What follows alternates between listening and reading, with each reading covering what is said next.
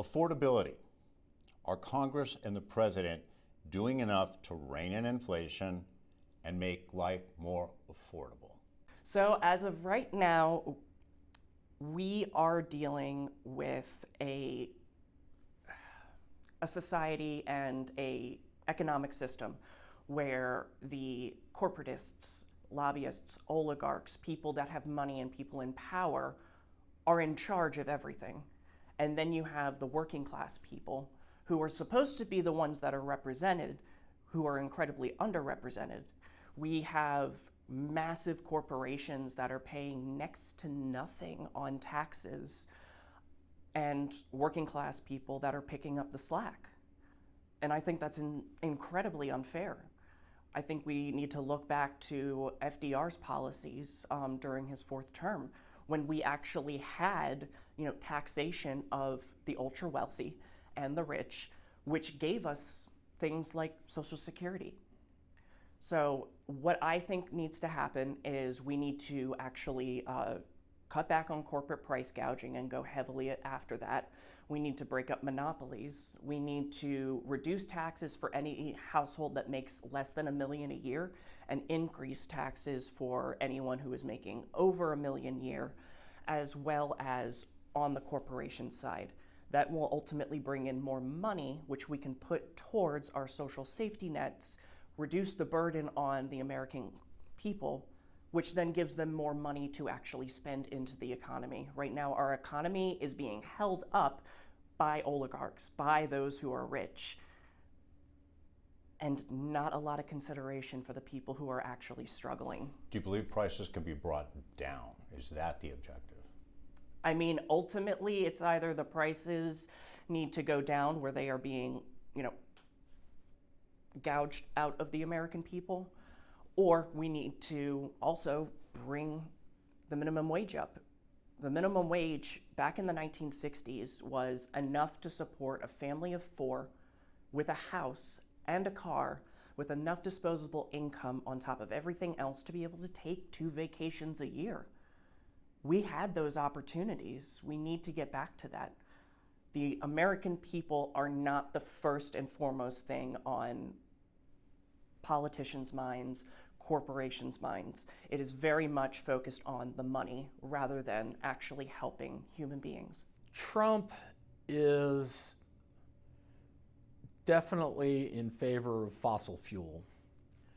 And I think that the oil companies especially are holding oil prices down because they are supported by the administration. They're given other well permits, given places, some other places to drill wells. And even though it's not necessary, we have enough oil production right now to supply not only the United States, but beyond. I think that as long as oil-friendly Republicans are in office, oil prices will stay low. So that will help. That will help everybody, really. So for someone like me, if I was to get into Congress, I would be in favor of trying to keep oil prices low, even in a Democratic administration. Now, affordability specifically, I'm sorry if I've deviated from that a little bit.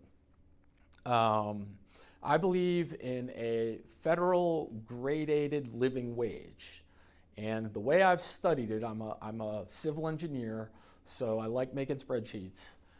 I made a spreadsheet that bases a living wage depending on the electoral votes of a state divided by the total electoral votes of the nation. So it's kind of like a ratio. If you have a larger population in a state, the federal minimum wage would be higher, and the living wage. So if you have a state that has a smaller population, like say Arkansas, the federal living wage would be lower. But it may need to be done county by county even, because you have counties like Buncombe County where there's a larger population and they need a higher living wage, and then counties like Macon County where the population is lower and the living wage could be lower. Is there a correlation between population and cost of living? There is, yeah, absolutely. Generally, as people move to a place, real estate becomes more higher. Real estate prices become higher, property prices become higher. Everything it takes to live becomes more expensive if there are more people living in a place.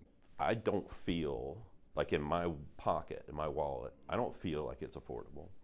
I'm not pulling a paycheck right now, and I don't know how I'm going to pay my mortgage this month, to be frank, and my wife's not too happy with me about that. But I think there are so. Do you think they've done enough, though? Do you think they've made this a priority? Well, what have they done? I don't know what they've done. So I don't believe. Yeah, no, they have not done enough, right? And so again, if I were in Congress, when I get to Congress, I will call people in and say, okay, show me the data where this policy that you've implemented has made the price of eggs cheaper, right? Or what have you, right? So somebody can get 4 tires instead of 2. What are the facts? And so you can't just say, oh yeah, everything's more affordable now without some proof of it, right? And I mean, nope, I don't believe that. I don't gather many people would believe that. And Chuck Edwards is part of this. And I think when I look at affordability, a big piece of affordability is healthcare. And our recent activity in Congress in last year to actually cause the folks' premiums to go up close to 300% is burdening people further with expensive monthly bills, trying to get their health insurance paid for.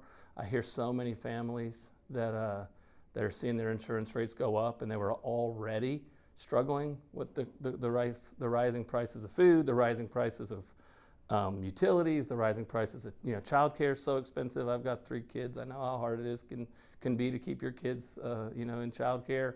Healthcare obviously has been a mess for many years. And then to get a house in Western North Carolina, I read a study that in Jackson County, to afford a starter home for a family, you have to be making close to $150,000 a year. These are crazy numbers, and we need to have hope for the next generation to be able to think that they can live in our communities, they can afford, if they work a good 40-hour-a-week job, they can afford to get ahead and buy a house, raise a family, do all the things you need to do. And right now, that feels further and further away for so many folks.